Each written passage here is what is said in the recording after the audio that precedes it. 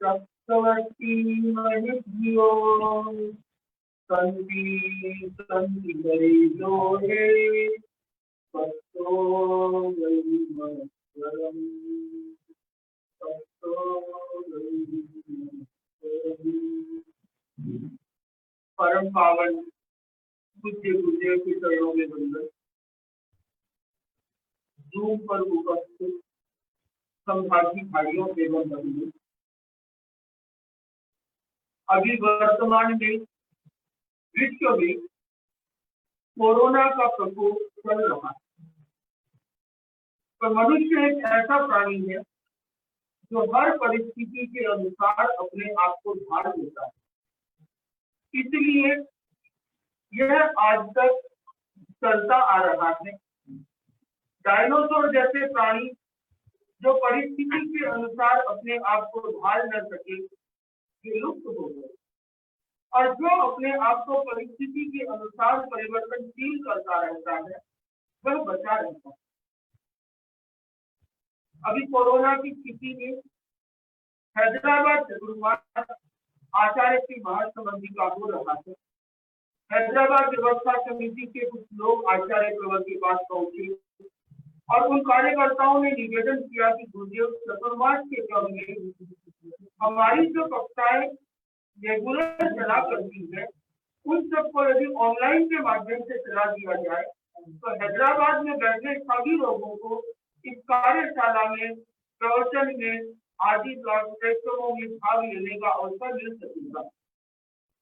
और इसके साथ साथ देश के अन्य अनेक ऐसे स्थान हैं जहाँ पर चतुर्मास नहीं है, वहां पर भी घर बैठे बैठे लोग टेक्नोलॉजी के माध्यम से कार्यक्रमों का लाभ ले सकेंगे। आचार्य प्रवर ने हैदराबाद वालों के निवेदन को स्वीकार किया और ऑनलाइन के माध्यम से आचार्य प्रवर के प्रवचन, साधु साधियों के कार्यक्रम लोगों तक पहुंचने। एक जमाना था जब घरों में पानी लाने के लिए कुएं के पास जाना पड़ता था और वहां से पहले घरों में पानी भर करके अपने घर तक लेके आया करते थे। और आज वह जमाना आ गया है कि जब नल के द्वारा पानी घरों में पहुंच जाता है। एक समय था जब खाना खाने के लिए लोग होटल आदि में जाया करते थे और अब घर बैठे बैठे जोमेटो स्विगी वाले घर पे उनके भोजन पहुंचा देते थे। तो जमाना तेजी से बदल रहा है।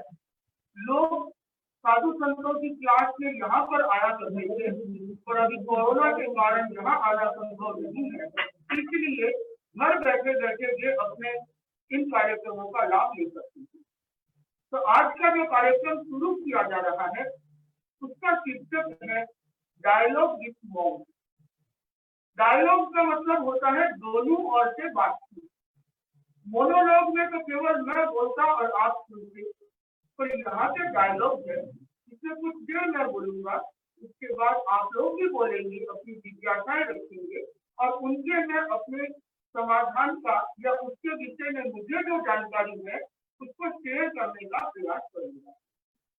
हर संडे को लगभग 2 बजे से 3 बजे तक यह कार्यक्रम डायलॉग विथ मॉन्क का चल सकेगा, जिसमें हम जीवन शैली से संबंधित विभिन्न प्रश्न और विभिन्न विषयों की चर्चा करेंगे।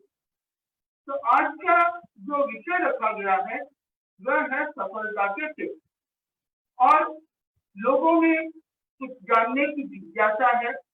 सभी सैकड़ों लोग सहभागी बन चुके हैं और बहुत से लोग तो जानने के लिए इतने उत्सुक हैं कि मेरे बोलने से पहले ही अपना हैंड रेज कर चुके हैं कि उन्हें प्रश्न पूछना है। तो आप प्रश्न पूछ सकते हैं और प्रश्न का विषय जीवन शैली से संबंधित होना चाहिए। सामान्यतया मैं बोलूं, उससे संबंधित भी पूछ सकते हैं, और जो मैंने नहीं बोला है उससे संबंधित भी पूछ सकते हैं, ताकि आने वाले समय में उन प्रश्नों को भी समाहित करने का प्रयास किया जा सकेगा। तो आज के जो विषय है सफलता के गुण। सफलता एक ऐसी चीज है जिसे हर व्यक्ति पाना चाहता है। कोई भी व्यक्ति असफल होना नहीं चाहता, हर व्यक्ति सफल होना चाहता है, और सफल होने के लिए वो पुरुषार्थ करता है। प्रश्न यह है कि कुछ व्यक्ति सफल हो पाते हैं और कुछ व्यक्ति सफल नहीं हो पाते हैं, इसका कारण क्या है?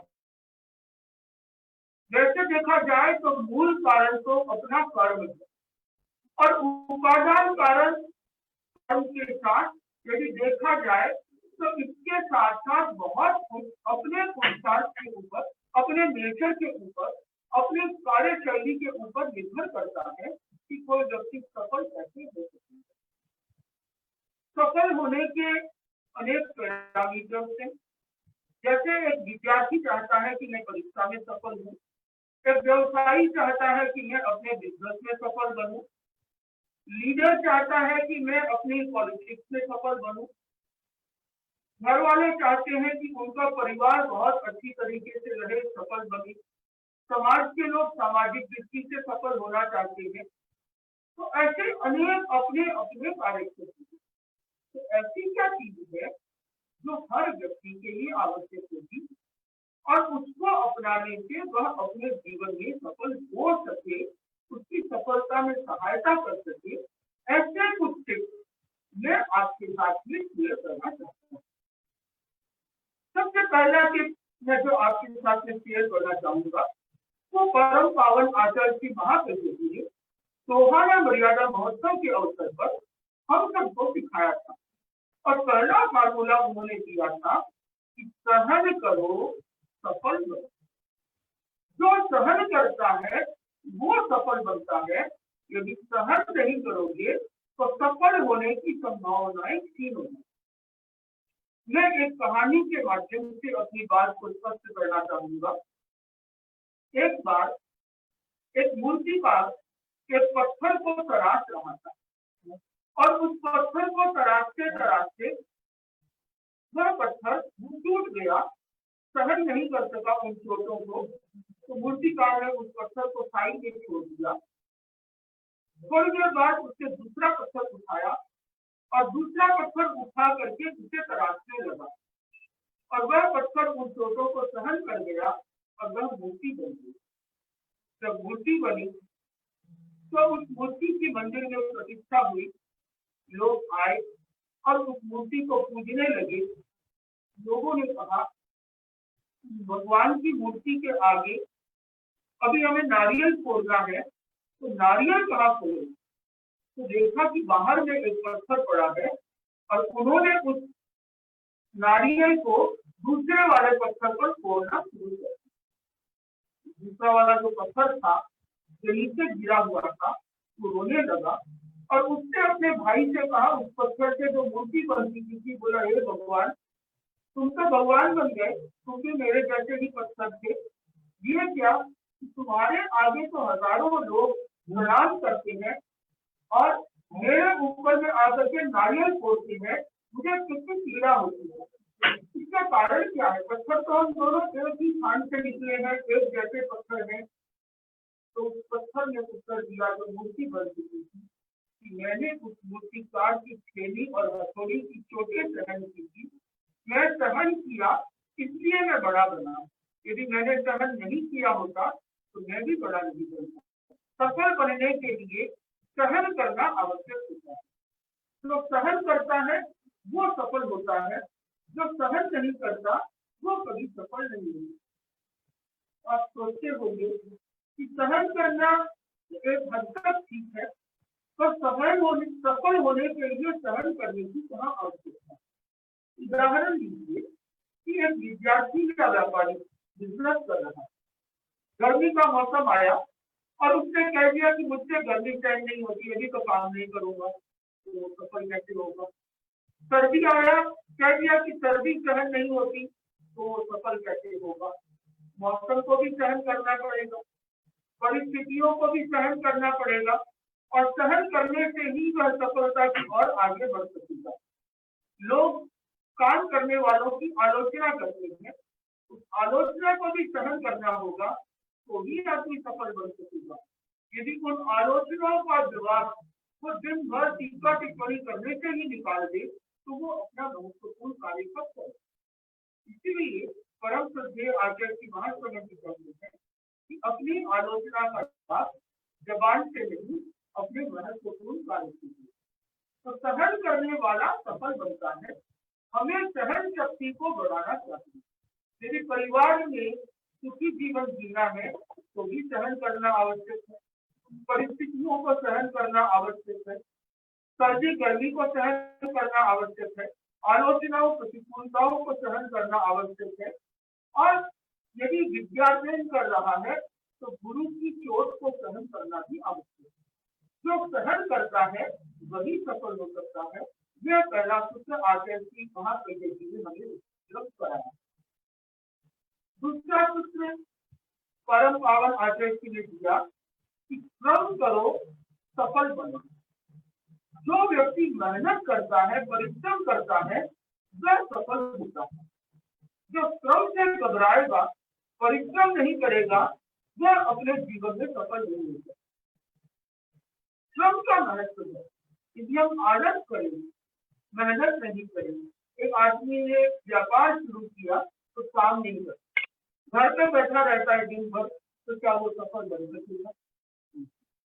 यदि वो विद्यार्थी है और परीक्षा है, श्रम नहीं करे, तो क्या वो विद्यार्थी कभी परीक्षा में सफल हो सकेगा? नहीं। यदि वो बहाने बनाता रहेगा, परिश्रम नहीं करेगा, तो सफल नहीं बनेगा। मुझे एक घटना याद आ गई। एक बार की बात है, एक 4 मित्र थे और 4 मित्रों का अगले दिन टेस्ट था। टेस्ट से पहली रात को वो लोग सब मौज मस्ती करने लगे, कौन परिश्रम करे पढ़ने का। सुबह के समय में जब टेस्ट का समय आया तो चारों जन थोड़े से गंदे कपड़े पहन करके टीचर के पास पहुंचे और टीचर से कहा कि सर क्या करें, कल रात को हमारी गाड़ी का टायर पंचर हो गया, हम चारों उस गाड़ी में और सारी रात हमने उस गाड़ी को धक्का दे दे करके अपने घर तक पहुंची है। सुबह 5 बजे हम अपने घर पहुंचे हैं। तो इस स्थिति में हम बताइए कि कैसे टेस्ट दे सकेंगे, हमारी तो तैयारी नहीं हुई। टीचर ने कहा कोई बात, ठीक है, तुम लोगों की परीक्षा अगले दिन कर दी। अगले दिन तक वो लोग तैयार होकर के आए, परीक्षा देने के लिए पहुंचे। परीक्षा देने के लिए पहुंचे तो टीचर ने क्या किया कि उन चारों विद्यार्थियों को 4 अलग अलग कमरों में बिठा करके चारों को टेस्ट का पेपर दिया। 100 मार्क्स का पेपर था। लिखा था कि आपका नाम, एक नंबर, और उसके नीचे लिखा था कि गाड़ी का कौन सा टायर पंचर होगा, आगे वाला दाया, आगे वाला बाया, पीछे वाला दाया, पीछे वाला बाया, 99 नंबर। और चारों विद्यार्थियों के सामने समस्या होगी, क्या करें। तो जब परिश्रम से घबराते हैं, बहानेबाजी करते हैं, तो जीवन में इस तरह की अनेक समस्याएं आ जाती हैं। वो व्यक्ति सफल नहीं हो सकता। सफल वही होगा जो परिश्रम। हमने देखा है परम श्रद्धेय आचार्य की तुलसी को, परम श्रद्धेय आचार्य की महाप्रज्ञा जी को, परम श्रद्धेय आचार्य की महासमझ को कि वे कितना परिश्रम करते। पूज्य गुरुदेव तुलसी 80 वर्ष की अवस्था में भी सुबह 4 बजे से लेकर के रात को 10 बजे तक, 11 बजे तक परिश्रम करते थे। इतने बड़े धर्म संघ का संचालन करना, परम पावन आचार्य की महाप्रज्ञा जी 90 वर्ष की अवस्था में भी इतनी ही निष्ठा के साथ श्रम करते थे। कभी भी एक दिन ये नहीं कहा कि आज जाने तो आज प्रवचन नहीं करेंगे, या ये नहीं कहा कि आज आगम का कार्य नहीं करेंगे। हर समय उनका सूत्र रहा कि श्रम करो सफल बनो। जो व्यक्ति श्रम करता है वो सफल बनता है। श्रम का अर्थ ये नहीं है कि पत्थर तोड़ना। अविवेकपूर्ण श्रम करने लगे सुबह से शाम तक और देखेंगे कि मैं सफल हो जाऊंगा, परीक्षा में अच्छे नंबर आ जाएंगे, तो नहीं आएंगे। या आपने दिन भर किताबें पढ़ी और देखा कि मैं शाम को रातों रात करोड़पति बन जाऊंगा, तो कभी भी सफल नहीं बनूंगी। श्रम करना, बट वो श्रम सही दिशा में। यदि आपको बॉम्बे जाना है तो आपको बॉम्बे का डायरेक्शन पकड़ना पड़ेगा। तो अपना गोल क्लियर हो कि मुझे जो सफल बनना है तो सफल बनने की दिशा क्या। यदि मेरी दिशा निर्धारित हो गई, गोल फिक्स हो गया कि मुझे करना क्या है, उसके साथ साथ में उस दिशा में परिश्रम करना बहुत आवश्यक है। जाना तो है बॉम्बे और चले गए कलकत्ता के रास्ते, तो मान करके चलिए कि आप कभी भी सफल नहीं हो सकते। यदि आपको बॉम्बे जाना है तो आपको बॉम्बे के रास्ते पर ही जाना होगा और चलने लगे। चलते समय 10 कदम चले, 1 किलोमीटर चले और बैठ गए। जब गाड़ी से भी जा रहे हैं और ड्राइविंग नहीं की, थोड़ी दूर चले, विश्राम करेंगे तो बॉम्बे तक पहुंचेंगे। गोल लक्ष्य का निर्धारण हो, उसकी और सही दिशा में समय पुरुषार्थ हो और परिश्रम हो, तो व्यक्ति सफल बन सकता है। तो दूसरा सूत्र दिया गया सफलता का, श्रम करो सफल बनो। तीसरा सूत्र आचार्य प्रवर ने दिया, सहन करो सफल बनो, श्रम करो सफल बनो, संयम करो सफल बनो। जो व्यक्ति संयम करता है वह सफल बनता है, जो संयम नहीं करता वह अपने जीवन में सफल नहीं बन सकता। यदि व्यक्ति अपने जीवन में संयम को छोड़ दे तो वो क्या करेगा कि दिन भर इंद्रिय, विषय, वासना इन सब में उलझा रहेगा, मोजमस्ती करता रहेगा। खाने का संयम नहीं हो तो भी सफल नहीं हो सकता, क्योंकि यदि खाने का संयम नहीं है तो उसका स्वास्थ्य अच्छा नहीं होगा। स्वास्थ्य अच्छा नहीं होगा तो परिश्रम कैसे करेगा। बहुत ज्यादा खा लेने के बाद तो नींद आएगी, बहुत ज्यादा खा लेने के बाद भी वो मेहनत कैसे कर पाएगा, आलस सताएगा। तो खाने का संयम भी जरूरी है, वाणी का संयम भी जरूरी है। बहुत ज्यादा बातें करता रहता है दिन भर, सुबह से शाम गप्पे मारना, खाली बातें करना, हंसी ठट्टे ठंडे करना, तो वो बहुत ज्यादा सफल नहीं कर सकता। बातों में मेरा तात्पर्य दोनों के लिए, आपस की बातचीत के लिए और आजकल सोशल मीडिया पे बिताए जाने वाला टाइम के लिए, उसको थोड़ा यदि कम नहीं करेंगे तो सफल नहीं बन सकते। दिन भर यदि वो खाली व्हाट्सएप पे, फेसबुक पे ही लगा रहेगा तो वो अपना काम कब करेगा। तो सफल बनना है तो संयम करना बहुत आवश्यक है। एक व्यापारी अपने बिजनेस में सफल बनना चाहता है। समाज के बहुत से लोगों की इच्छा होती है कि हम भी ऐसे सफल बने, करोड़पति बने, अरबपति बने, और इसके लिए वे पुरुषार्थ भी करते हैं। पर यदि इसके साथ में संयम नहीं है और वो थोड़ा बहुत जुए के रास्ते पे चले जाए, या जिसे कहते हैं कि दिखावे के रास्ते पे चले जाए, थोड़े से पैसे आए नहीं और एक मर्सिडीज और ऑडी चाहिए इसलिए कि मुझे दिखाना है लोगों की मेरे पास पैसे आ गए। तो यदि आपने 1 करोड़ कमाया और 80 लाख खर्च कर दिया तो आप सफल कैसे बने। सफल बनना है तो संयम आवश्यक है कि अपने जीवन के अंदर संयम को अपना।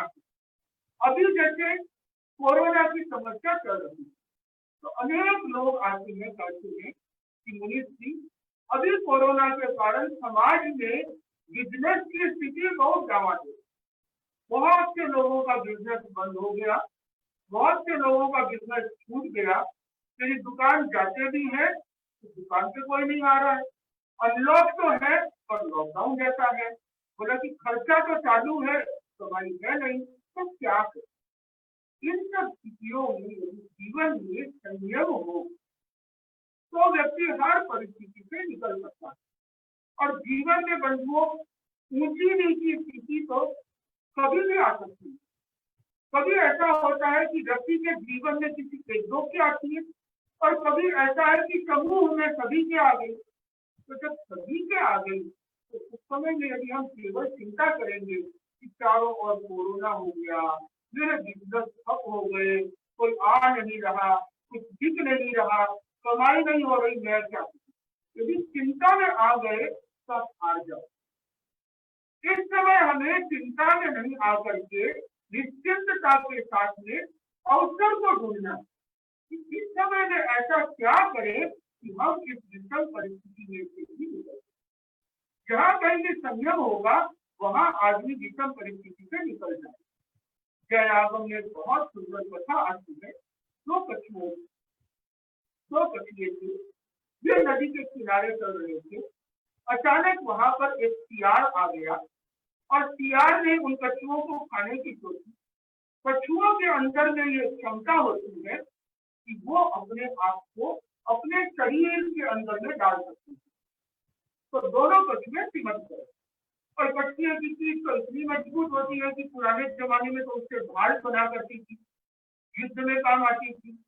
तो सियार उनको खा नहीं सका।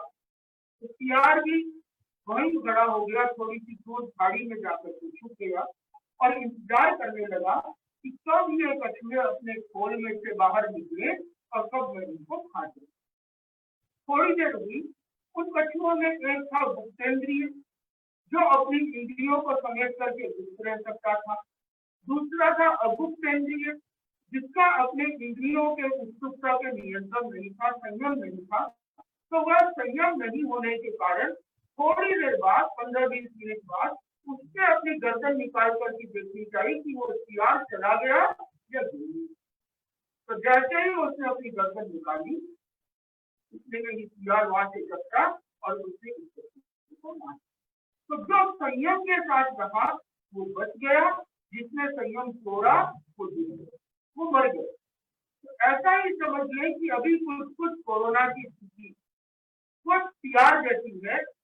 उस स्थिति में यदि आपने अपना संयम रखा, अपने खर्चे को नियंत्रण में रखा, अपने मन को नियंत्रण में रखा, अपनी पॉजिटिविटी बनाए रखी, तो आप इस परिस्थिति से भी निकल सकते हैं। ऐसी कोई परिस्थिति नहीं होती जिसका हम सामना नहीं कर सकते।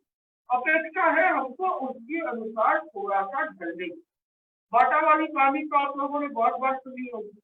जिस समय में एक जूते की कंपनी, दो सेल्समैन ऑप्टिकल देखने पहुंचे और एक ने वहां से अपनी कंपनी को चिट्ठी लिखी कि यहाँ के जूतों के बिकने की कोई संभावना नहीं है, क्योंकि यहाँ का कोई भी आदमी जूता नहीं।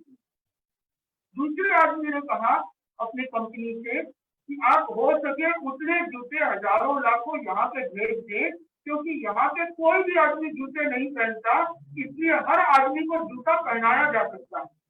ये एक सिर्फ सकारात्मक सोच और नजरिया। तो अभी की परिस्थिति में भी हमें ये सोचना होगा कि इस परिस्थिति का हम सम्यक उपयोग कैसे कर सकते हैं। आप लोगों ने देखा होगा हजारों लोग ऐसे थे जो अपनी जिंदगी में कभी परिवार वालों के साथ में सप्ताह 2 सप्ताह का समय भी नहीं बिता पाते थे। उन्हें अपने बच्चों से बोलने का भी समय ठीक से नहीं मिलता था। उन लोगों ने महीने महीने अपने घर में अपने परिवार के साथ, बच्चों के साथ बिताया। ऐसे बहुत से लोग थे जिन्हें धर्म ध्यान करने के लिए समय नहीं मिल पाता था। ये लोग कोरोना के समय में उन्होंने समय का सही उपयोग किया और प्रतिदिन सामाजिक ध्यान, स्वाध्याय आदि शुरू कर दिया। यही टेक्नोलॉजी आज से 2 साल पहले भी अवेलेबल थी, पर इसका उपयोग नहीं होता था और इस परिस्थिति ने हर आदमी को टेक सेवी बना दिया। जैसे लोगों के फोन में व्हाट्सएप हुआ करते थे, वैसे ही अब जूम और वेबिनार होने लगे। हर जगह आपको ज्ञान मिलने लगे। कहने का तात्पर्य यह है कि परिस्थिति चाहे कैसी भी क्यों हो, हम यदि अपने विचारों को सकारात्मक, मानसिक संतुलन, संयम के साथ, सकारात्मक सोच के साथ कोई रास्ता निकालें,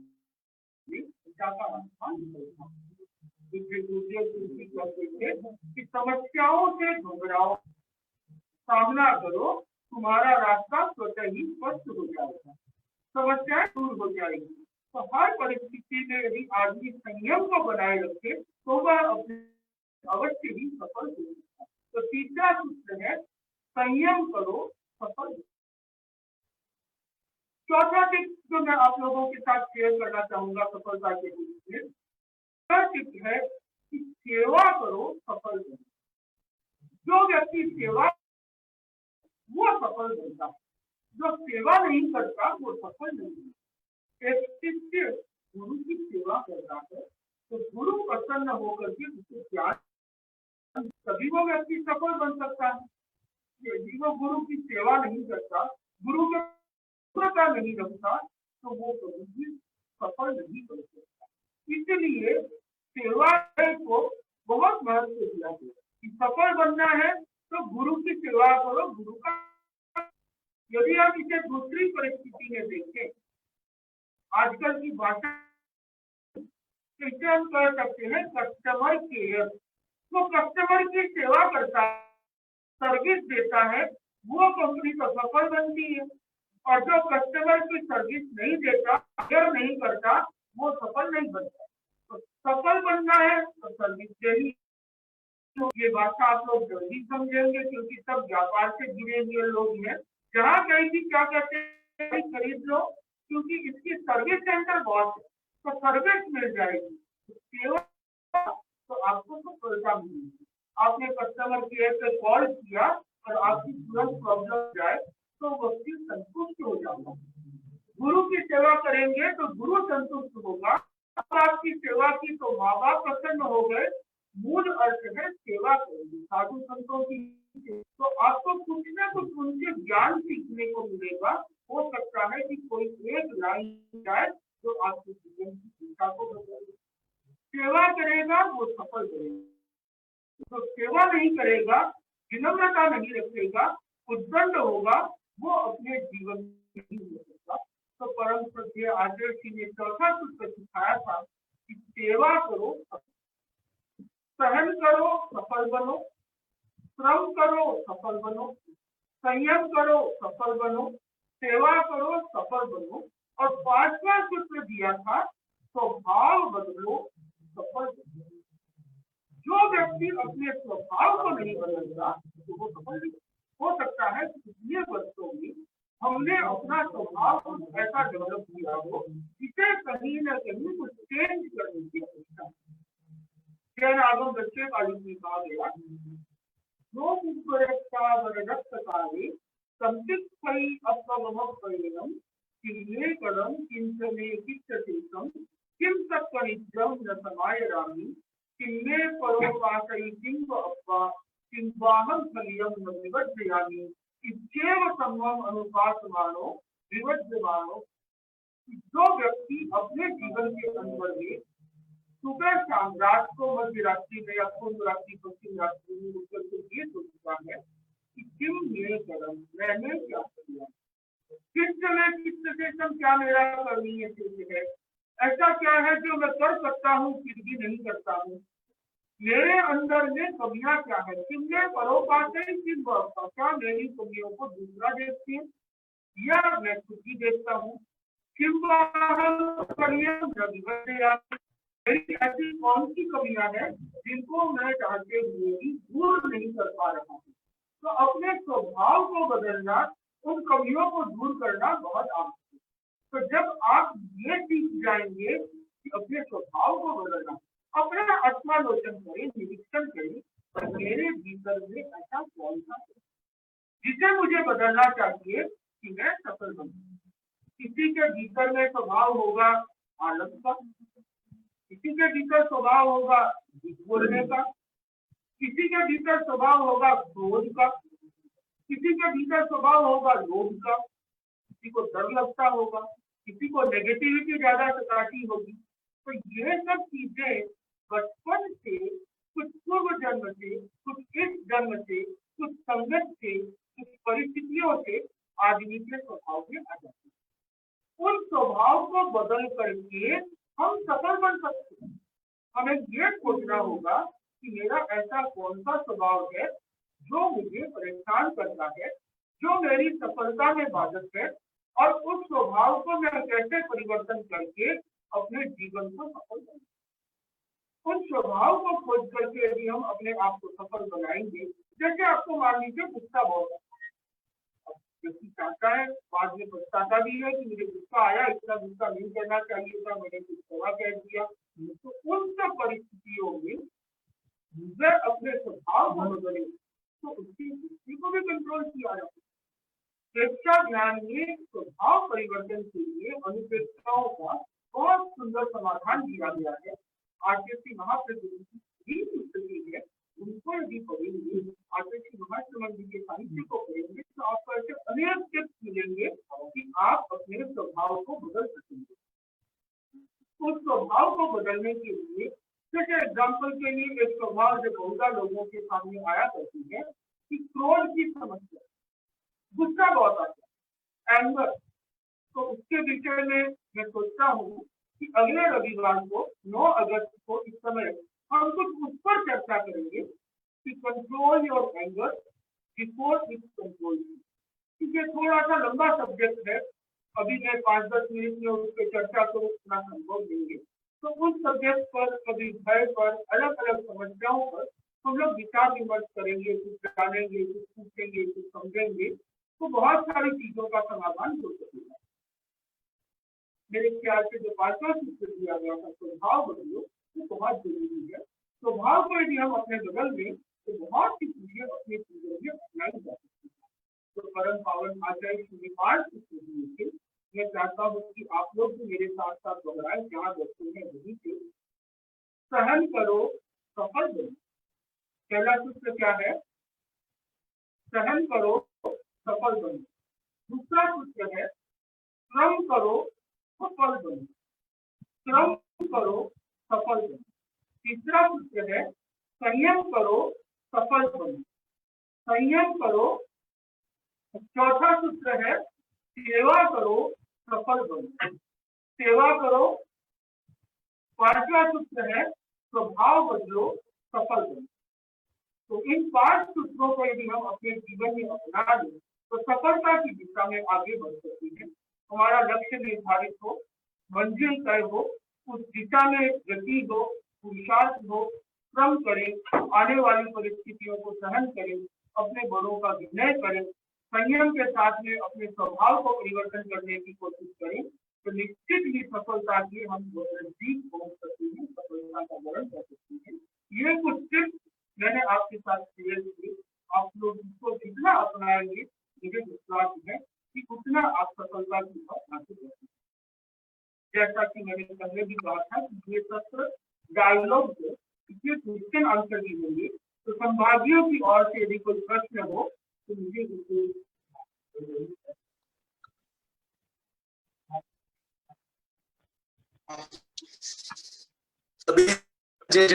आप लोगों में जिज्ञासा हो, आप लोग रिसेंड करके हमें अपना रिसेंड कर देंगे तो हमें पता चल जाएगा कि 1 by 1 एक एक व्यक्ति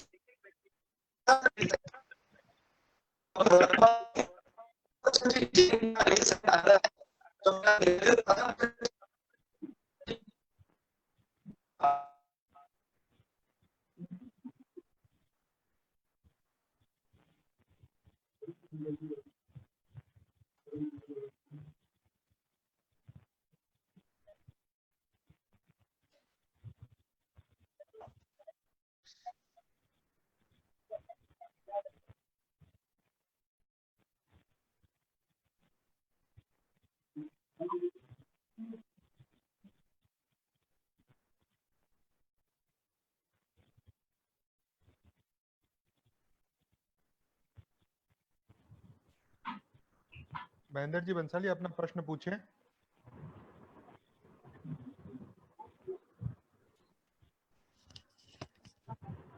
महेंद्र जी अपना प्रश्न पूछें।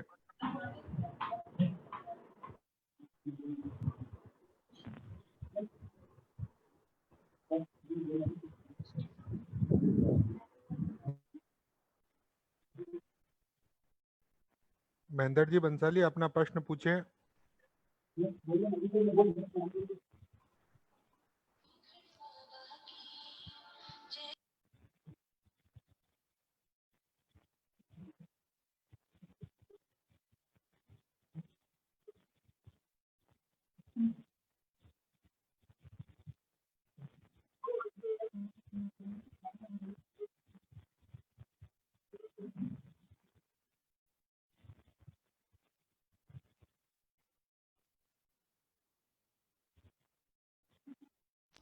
पदमचंद जी जैन। वंदे मुनिवरम। आपने 5 सूत्र जो भी बताए हैं वो बहुत ही महत्वपूर्ण है, लेकिन उनको कैसे जीवन में अपनाएं, उसकी प्रक्रिया क्या है, विधि क्या है, उसके बारे में थोड़ा फरमाने की कृपा करावें। ठीक है। ऐसा है, अभी पदमचंद जी ने पूछा कि इन 5 सूत्रों को अपने जीवन में अपनाए थे। जैसे एग्जाम्पल समझिए, सहन करो सफल बनो, तो हमें अपनी सहिष्णुता को बढ़ाना है। उदाहरण के लिए, यदि आपको किसी ने कुछ कह दिया, आपके मन में उसकी प्रतिक्रिया हुई, तो आप क्या कर सकते हैं कि अपनी सहन शक्ति को बढ़ाने के लिए कुछ ऐसा सोचें। जैसे एग्जाम्पल के लिए किसी ने आपको कुछ भला बुरा कहा, तो आप ये सोचें कि इससे मुझे भला बुरा कहा है, मारा तो नहीं। जब गौतम बुद्ध ने अपने शिष्य को कहा था कि तुम्हें उस देश में जाना है, मान लो यदि वहां पे तुम्हें कोई कुछ बुरा कहेगा, तो तुम क्या सोचोगे, क्या करोगे? तो उसने कहा, मैं ये सोचूंगा कि मुझे कुछ कहा है, चांटा तो नहीं मारना। बोला कि तुम्हें चांटा मार दे, तो बोला चांटा मारेगा तो मैं ये सोचूंगा कि मुझे कम से कम लकड़ी और पत्थर से तो नहीं मारा। बोला लकड़ी पत्थर से मारे तो मैं सोचूंगा कि मुझे जान से तो नहीं मारा। कहने का तात्पर्य यह है, यदि हम अपने सोच को थोड़ा सा बदल दें तो हम सहन करना सीख सकते हैं। किसने कहा है वो की परिस्थिति, मान लीजिए सर्दी गर्मी को सहन करना है, आप लोग सब जीवन में आपके पास बहुत उपाय है। यदि मुझे सर्दी लग रही है और मुझे उसे सहन करना है, तो मेरे सामने 2 ही उपाय, या तो मैं उसे हंस हंस के सहन कर लूं, तो मेरे कुछ कहने से या गुस्सा करने से या नाराज होने से कोई सर्दी कम नहीं होगी या ज्यादा नहीं होगी, गर्मी कम नहीं होगी। तो अच्छा है कि ज्ञानी भुगते ज्ञान क्यों मूर्ख भुगते रोए। तो उस परिस्थिति को अपने विचार को चेंज कर लें, अपने विचार को चेंज करने से सहिष्णुता बढ़ जाता है। दूसरा, सहिष्णुता का अभ्यास करना हो तो आप थोड़ा थोड़ा अभ्यास करें। जैसे कभी कुछ कहा और आपने कोई प्रतिक्रिया नहीं, तो दूसरी बार जब आप सहन करेंगे, तीसरी बार सहन करेंगे, तो धीरे धीरे वो आपके स्वभाव में आ जाएगा। तो 5वां सूत्र है स्वभाव बदलना, उसका ये तरीका है। ऐसे ही जैसे श्रम करो, तो श्रम से यदि जी कतराए तो आदमी को थोड़ा श्रम करना चाहिए, फिर उसको थोड़ा और करे, फिर थोड़ा और करे, तो आप श्रम करना भी सीख जाएंगे। संयम करना है तो उसके साथ में त्याग को डाल दें, तो यदि त्याग डाल दिया श्रम में, तो थोड़ी मजबूत हो जाती है, तो संयम भी आ जाएगा। इस प्रकार अभ्यास के द्वारा हम इन 5 सूत्रों को अपने जीवन में अपना सकते हैं। अगला क्वेश्चन कुलदीप जी जैन सुराना। हेलो। कुलदीप जी जैन सुराना, अपना प्रश्न पूछे। वंदे मुनिवरम। आवाज आ रही है मेरी? आ रही है कुलदीप जी, प्रश्न पूछे। हाँ जी। मुनिश्री से मेरा ये निवेदन है कि जैसे मुनिश्री हम ये जो सफलता के सूत्र हैं इनको अपने जीवन में अपनाना चाहते हैं, लेकिन जब अपनाने जाते हैं तो बीच बीच में कोई ना कोई बाधा आती है और फिर वहां से वापस एक यू टर्न हो जाता है। फिर जब दोबारा उसको वापस आना चाहते हैं तो फिर वो तकलीफ, तो ऐसे लगता है कि नहीं ये हो नहीं पा रहा है। तो क्या ऐसा कोई उपाय भी हो सकता है या ऐसा कोई सूत्र है जिससे हम इसको एक बार मतलब एक दृढ़ता के साथ इनको अपना सकें? ऐसा है कुलदीप जी कि हर चीज को पहली बार में भी सफल हो जाए तो फिर किसी को जोर ही नहीं पड़ता, पूरी दुनिया की 7 अरब की पॉपुलेशन सब सफल हो जाती। असफलता सफलता की पहली सीढ़ी होती है। आपकी सफलता जितनी बड़ी होगी, असफलताएं भी उतनी जीवन में आएगी। कुछ दिन पहले महेंद्र जी नाटा अपने सफलता के सूत्रों की जब चर्चा कर रहे थे, तो उन्होंने बताया कि असफलता तो जीवन में आती रहती है, उनसे घबराने की जरूरत नहीं है। अब्राहम लिंकन का उन्होंने उदाहरण दिया था कि वे सारे चुनाव हार गए, पार्षद से लेके सांसद तक सब चुनाव हारते रहे, सीनेट का हारा, वो हारा, 3 बार दिवालिया निकला। अंततः पुरुषार्थ करते करते करते वे अमेरिका के राष्ट्रपति बन गए। वर्तमान में जो अमेरिका के राष्ट्रपति डोनाल्ड ट्रंप है, उनका भी दिवालिया निकला हुआ है, पर हार नहीं मानी। तो असफलता आना अलग बात है, और यदि आदमी सोचे कि मेरे पहले प्रयास में ही सफल हो जाऊंगा, तो सारे ही आदमी सफल हो जाएंगे। असफलता हो तो आप अपने संकल्प को और बढ़ाएं और ज्यादा पुरुषार्थ करें, तो आपका पुरुषार्थ आपको सफलता की ओर और नजदीक ले जाएगा। और सफलता का मतलब ये है कि आपने जो रास्ता अपनाया था वो रास्ता ठीक नहीं है, दूसरा रास्ता अपनाएं। जब जहाँ पे साइंटिस्ट लोग रिसर्च करते हैं तो उन्हें किसी नतीजे तक पहुंचना होता है, और उस नतीजे तक यदि उनका रिसर्च नहीं पहुंचता, उसका आविष्कार नहीं हो पाता, तो वो उसे असफलता नहीं मानते। वो कहते हैं कि हमने एक रास्ता कम से कम ये खोज लिया कि ये मंजिल तक नहीं जाता।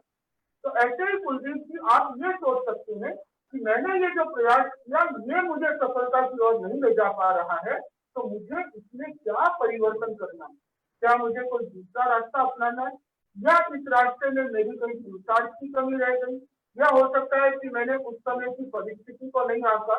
तो इन सब चीजों को इवेल्युएट करके अपना वापिस प्लान बनाएंगे तो फिर मन संकल्प को बढ़ा करके आगे बढ़ा जा सकता है। Next question. श्रवण जी डोसी अपना प्रश्न पूछें। श्रवण जी डोसी। नेक्स्ट रजनीश जी खाबिया तैयार रहे।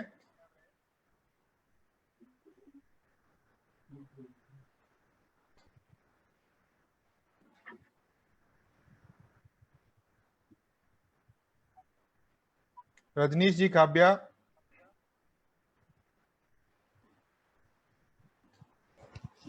अपना प्रश्न पूछें।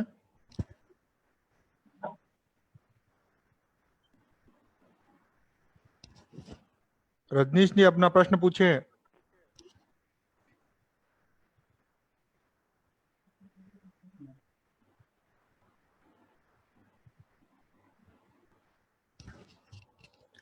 नेक्स्ट राजकुमार जी सोनावत।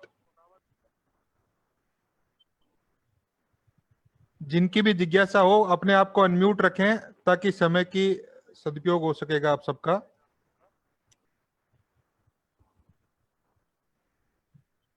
राजकुमार जी सोनावत।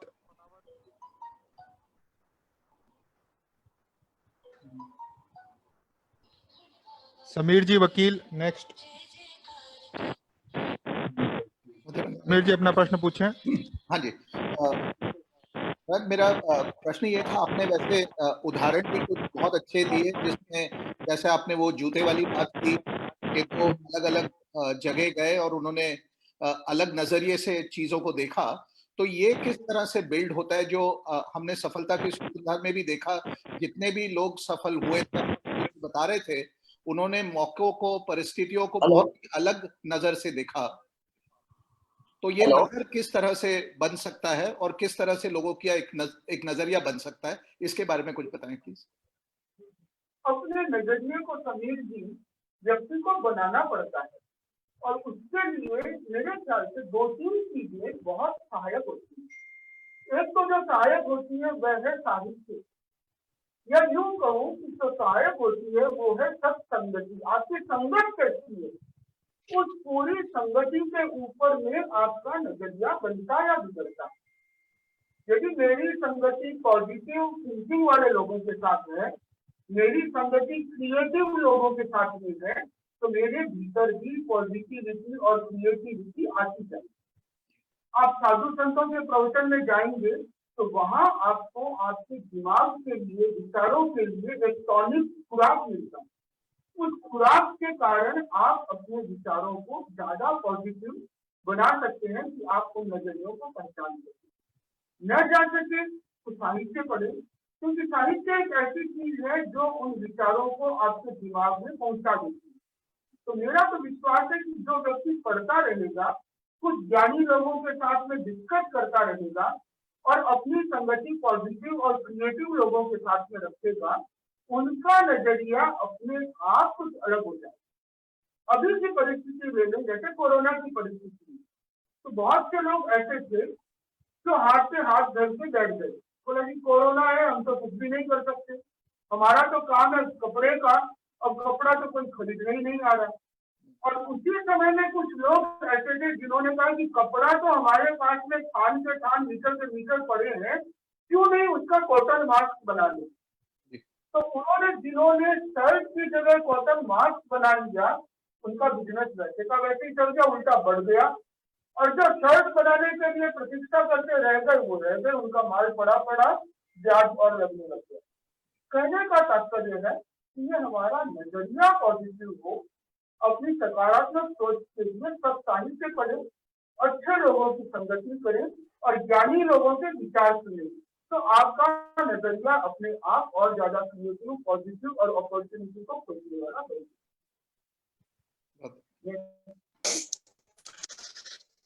दीपक जी मनोज, अगला प्रश्न रजनी।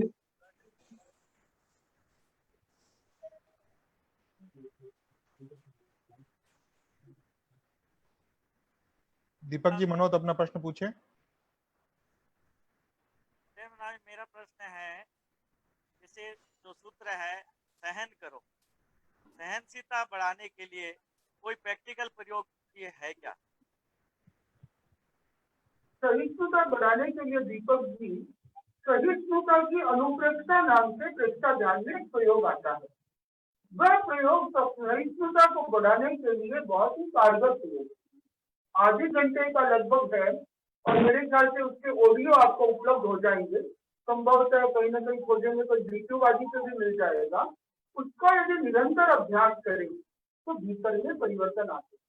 जादू की छड़ी से ऐसा कुछ भी नहीं मिलेगा कि आपने एक दिन ऑडियो लगाया और आधे घंटे बाद में आप एकदम सहनशील बन गए भगवान महावीर की तरह, नहीं।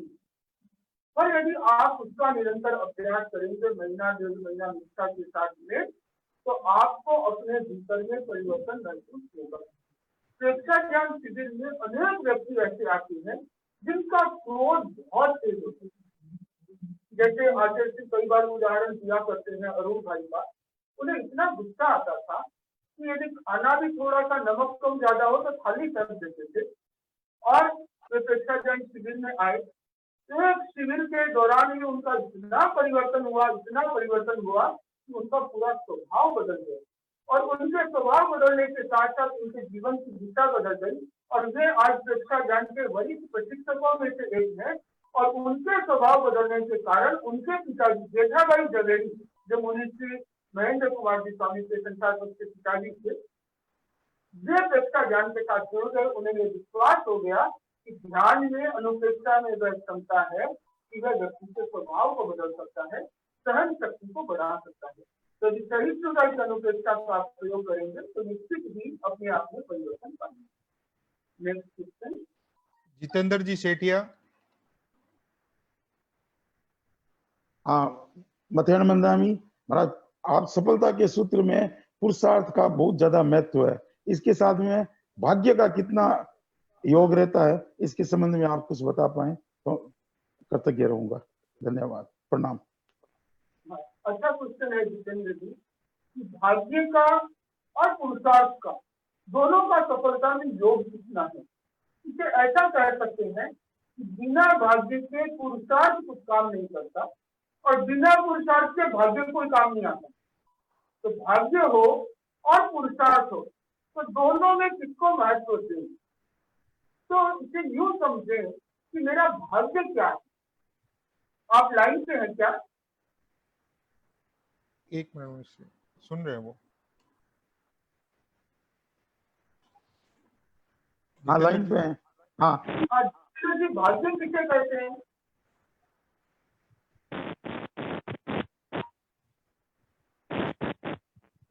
भाग्य से आपका क्या तात्पर्य है?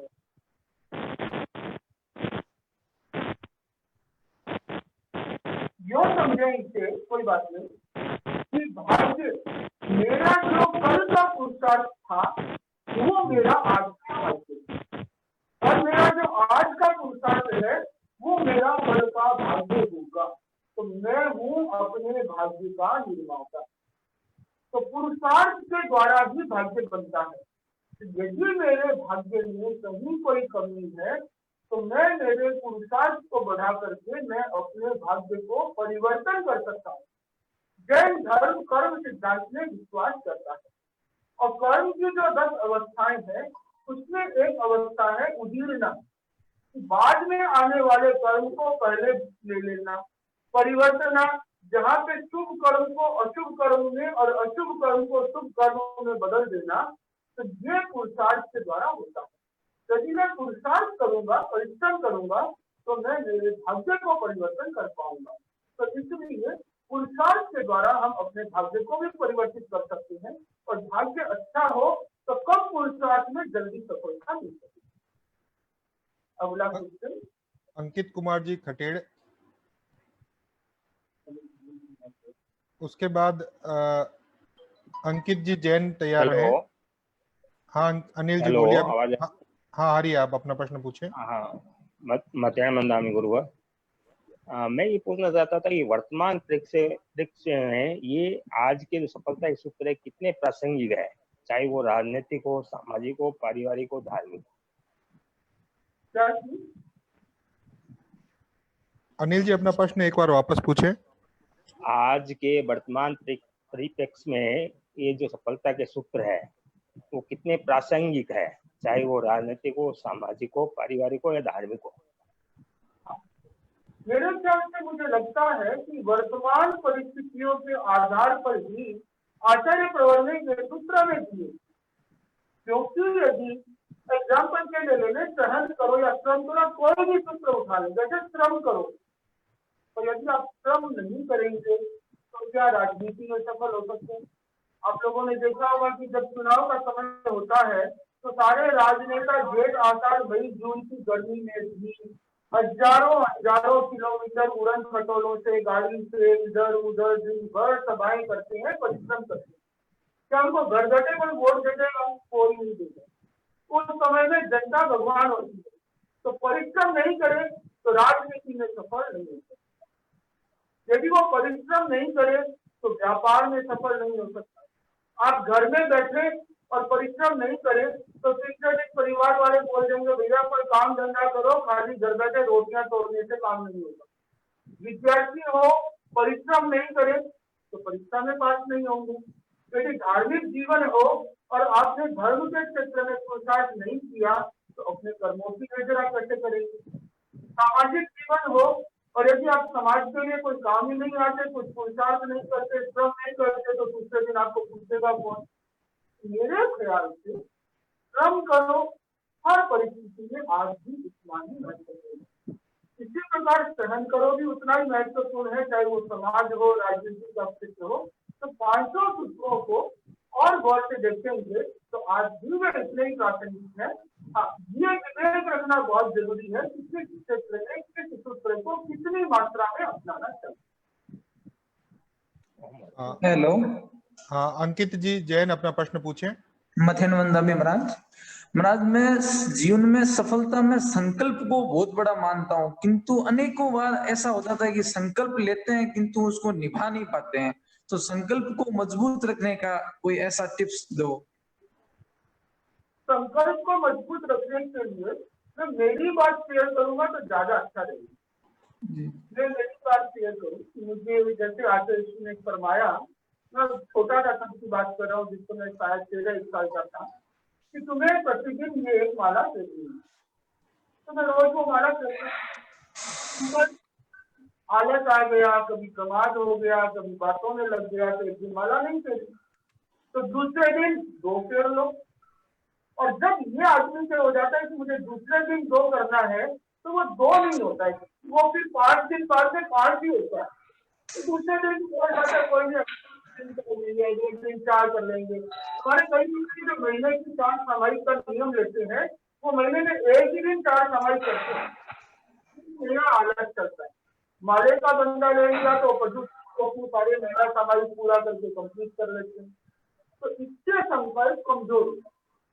तो मैंने भी ऐसी तरीके से क्रम शुरू किया, कभी 2 माला फेर लेता है, कभी 2-4 दिन बाद में 4 माला फेर लेता है, मेरा महीने का 30 माला का क्रम पूरा। तो एक दिन सोचा कि ये गड़बड़ है, ये ठीक नहीं है, तो ये नियम कर दिया कि जब तक मैं माला नहीं फेरूं तब तक मुंह में पानी नहीं देना। वो दिन और आज का दिन, एक दिन भी ऐसा नहीं गया कि जिस दिन माला नहीं फेरी। मुंह में पानी तो लेना ही पड़ेगा, उससे पहले अपनी माला पूरी हो जाएगी। तो ऐसे ही आप अपने जीवन में अंकित जी कुछ नियम डाल दें। यदि मैंने ये काम नहीं किया तो मुझे ये नहीं करना। जैसे एग्जाम्पल के लिए डाल दें कि मेरा ये काम नहीं है तो मुझे व्हाट्सएप नहीं देखना, अपने आप आपका काम टाइम से होने लग जाएगा। या ये नियम डाल दें कि ये काम नहीं करूंगा अगले दिन मुझे खाने में नमक नहीं लेना है, तो बहुत सारी चीजें सॉल्व हो जाएगी। तो ऐसे कुछ न कुछ आपको हुक्म डालने पड़ेंगे जो आपके संकल्प को सहारा दे। तो मकान भी बनता है तो उसको सहारा देने के लिए किसी बांस की जरूरत पड़ती है। आज तो स्क्वायर फंडिंग लगा देते हैं, तो हम लोग हैदराबाद में हैं तो देख रहे हैं कि यहाँ से सहारा देने के लिए किस तरीके से काम करते हैं, तो उसी तरीके से आप अपने जीवन में ऐसा कुछ हुक लगा दे, संघर्ष को मजबूत करने के लिए कुछ नियम का सहारा ले दे, कुछ त्याग का सहारा ले दे, तो फिर आपकी संकल्प शक्ति और ममता जी बांटिया, उसके बाद नरेंद्र कुमार जी नखत तैयार रहे।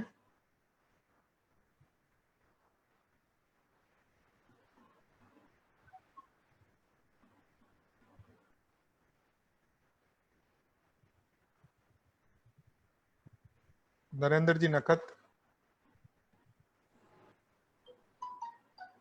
नरेंद्र जी अपना प्रश्न पूछें। मथेन बदामी।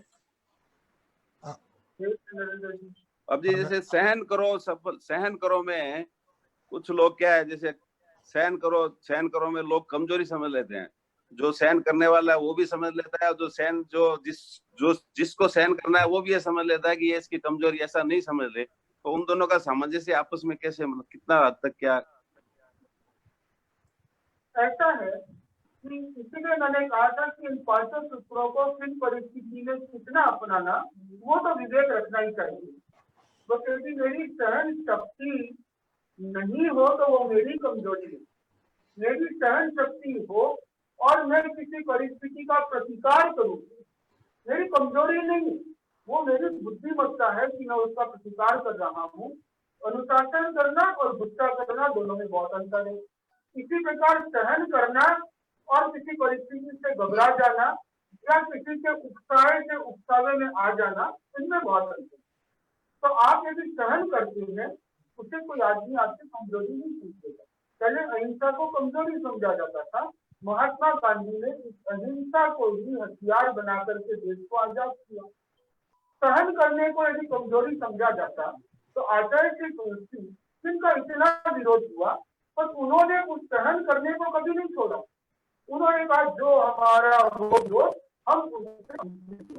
तो कभी कभी क्या होता है कि क्षणिक रूप से कोई आदमी आपकी कमजोरी समझ सकता है, पर आगे जाकर वो ये समझता है कि कमजोरी सामने। अदरवाइज क्या होगा, आप में आ गए तो आप 3 बजे एंड कर दूंगा। आगे अलग बात है कि बुद्ध की कहानी आगे भी है। नाक में डसना और पुकारना दोनों में अंतर है। बुद्ध ने कहा कि मैंने तुम्हें डसने से मना किया था, पुकारने से नहीं। सहन करने का अर्थ कमजोरी नहीं हो, सहन करने में भी विवेक का परिचय। अगला क्वेश्चन, ये अंतिम प्रश्न है ममता जी बांटिया।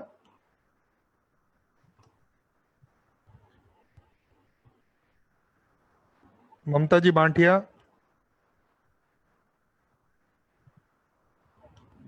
हेलो, वंदे मुनिवरम। हाँ पूछिए अपना प्रश्न पूछिए।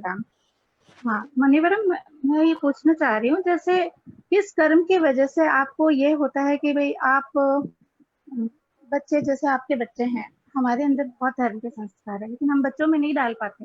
बच्चों में ऐसा क्या अंतराय आ रहा है, कैसा उनको मतलब कुछ करवाएं ऐसा? ऐसा ये बड़ा क्वेश्चन है और मुझे नहीं लगता कि 1 मिनट में इसका दे पाऊंगा।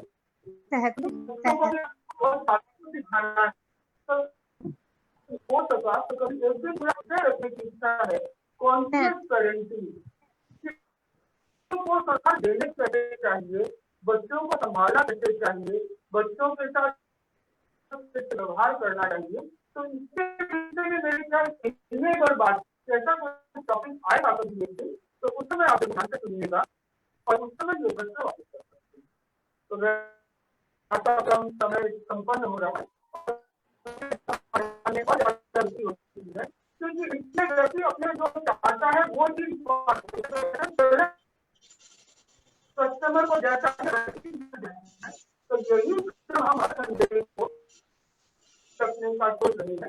तो अगले रविवार को आप समय का ध्यान रखिएगा, 2 बजे 3 बजे। और जिससे कुछ तरीके का रखने का कोई आगे बिफोर इस कंट्रोल सफलता के सूत्र में है कि अपने क्रोध को कंट्रोल करके सफल कहीं सफल आगे चर्चा करेंगे।